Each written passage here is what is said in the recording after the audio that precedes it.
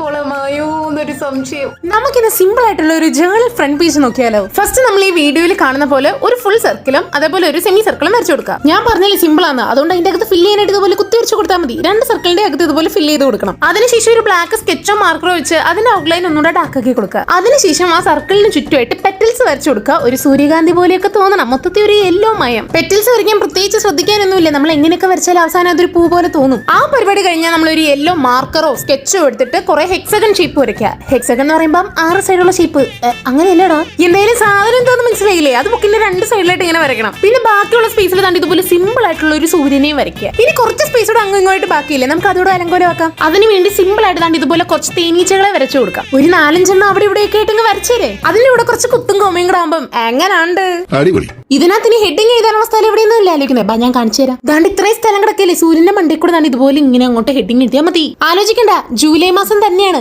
ഞാൻ ഏപ്രിൽ എന്ന് എഴുതിയതേ ഉള്ളൂ. നിങ്ങൾക്ക് ഇഷ്ടമുള്ള ഹെഡിങ് എഴുതാം. ഓക്കെ, അപ്പൊ ഇതാണ് നമ്മുടെ ഫൈനൽ ലുക്ക്. അപ്പൊ ഇഷ്ടപ്പെട്ട് ട്രൈ ചെയ്യാനും സപ്പോർട്ട് ചെയ്യാനും മറക്കരുത്. Bye bye.